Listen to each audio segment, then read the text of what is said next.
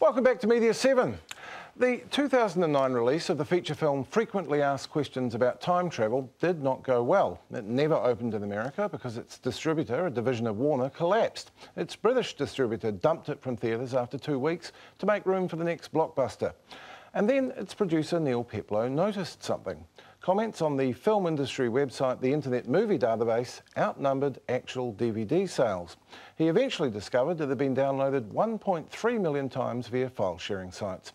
He had a broken distribution system that might have paid, but didn't, and a successful one that didn't pay at all. I asked him whether he saw any prospect of combining the virtues of both.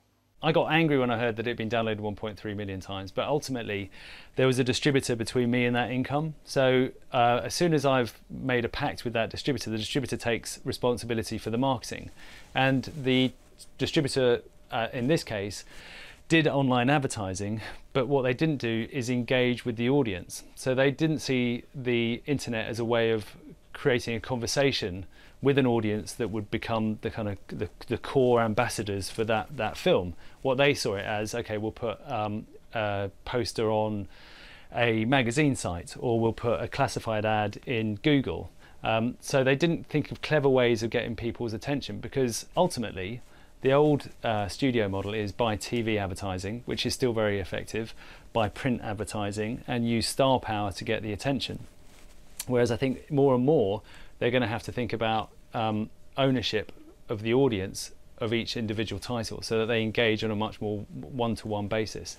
And for me as a producer, I didn't have the resources to keep that going, nor did I actually have the rights to keep that going. On another TV series I did called La La Land, which was funded by Showtime and ITV in the UK, they had the Facebook page from Showtime in the US, and when we tried to access that Facebook page so that we could take those the people who liked it from the US to the UK, they didn't allow us to do it. They didn't allow us access to that site.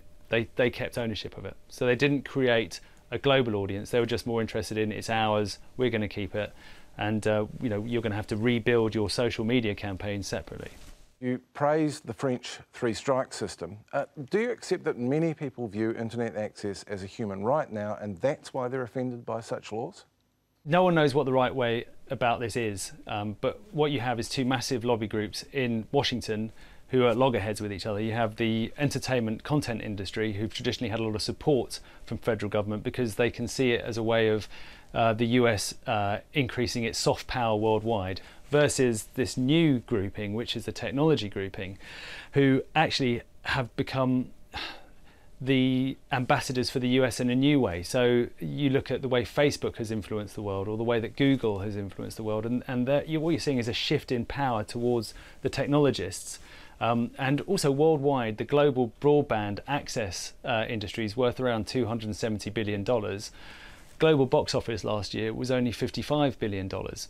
So in terms of blocking people access to the internet, in terms of bringing down websites because they carry some material which is copyright infringement, both of them seem draconian, and they are, because what they haven't done is worked out a way which allows them to bring the audience in, or the consumers in, to actually say, we're listening, we understand that you want to consume this, and we'll find you an easier way of doing it, instead of which they're actually saying the audience is the problem.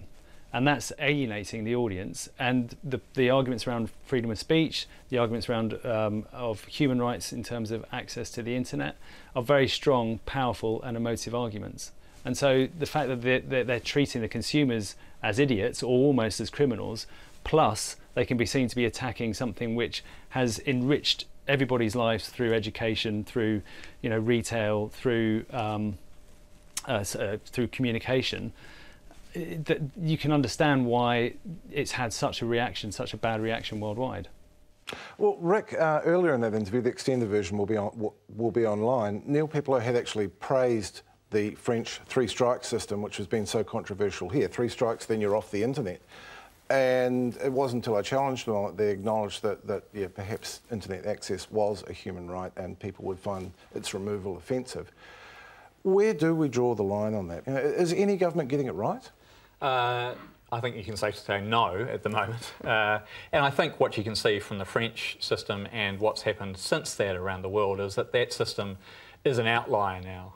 Most people and most governments now are accepting that termination of internet access is beyond the pale. It's gone too far. Certainly in New Zealand we've accepted that. I have no doubt that we will not bring in our termination provisions of our law. The UK has accepted it, and indeed in the United States it's been accepted as well. So I think the French system was an aberration of the time, and I don't think it'll go any further. So it's not the future? No. No.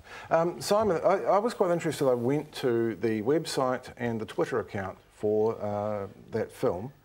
Neither of them had been updated since 2009, and neither of them had a link to a legitimate DVD sale.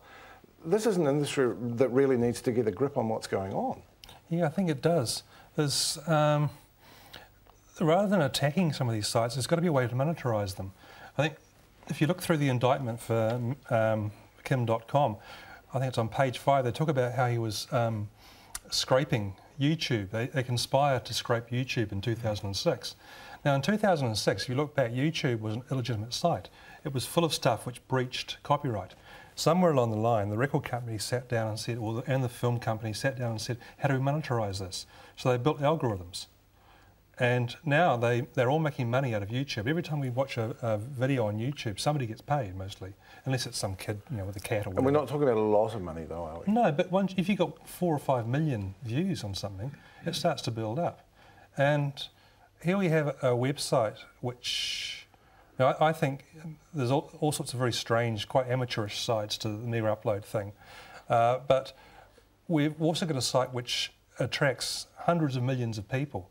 And these are people that are engaged with music. They want to listen to music, they want to watch films, and... But I think, to be fair to your industry, Simon, I mean, music is actually getting its act together. There are totally, yes. Plenty of places where you can access legitimate music. It's taken a while though, hasn't it? The difficulty, and we saw this with Netflix when they came down here in New Zealand and said, sorry, we can't come to New Zealand because the territorial Gordian's knot of rights management means that we can't give you the access to the material. And that's a real issue. I think the film industry, traditional publishing is another one, where the traditional contracts, you mentioned M&M before, those traditional contracts are so locked in that it's so difficult to get the rights. It's a long way back out of that system, isn't it? Very long way. And I mean, it may require legislation to do it. Perhaps we could have a look now at a graphic from a report called The Sky is Rising by a US technology group, which had some quite interesting conclusions.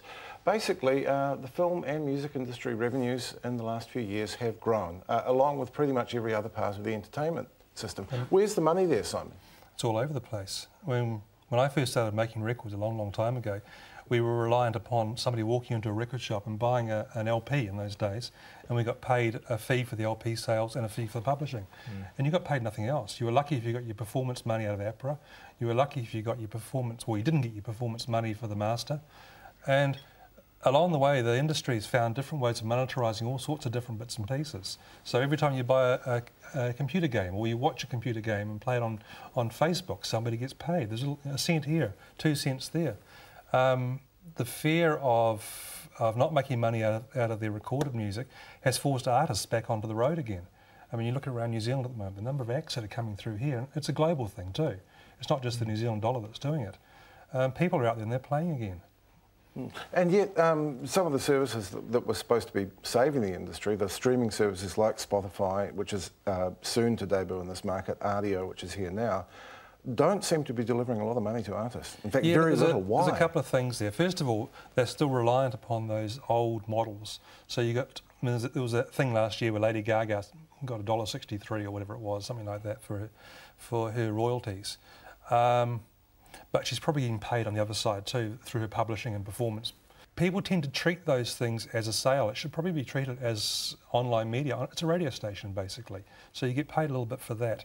But the In fact, on that point, I see Neil Young coming out today and saying that the internet is today's radio station. Well, of course it is. It's broadcast. That's what broadcast is now. It's the internet.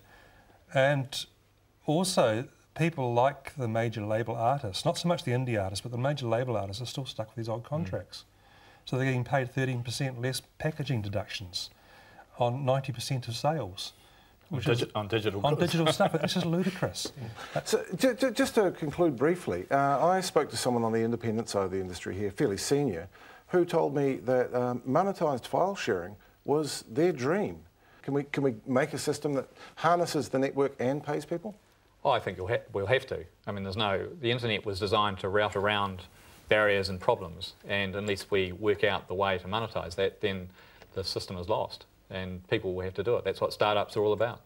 Well, let's hope it gets done. Thank you very much, Rick Shearer and Simon Grigg. And that's our show for this week. Thanks also to Neil Peplow, and thanks to you for watching. We'll be back with Media7 at the same time next week. Until then, goodbye.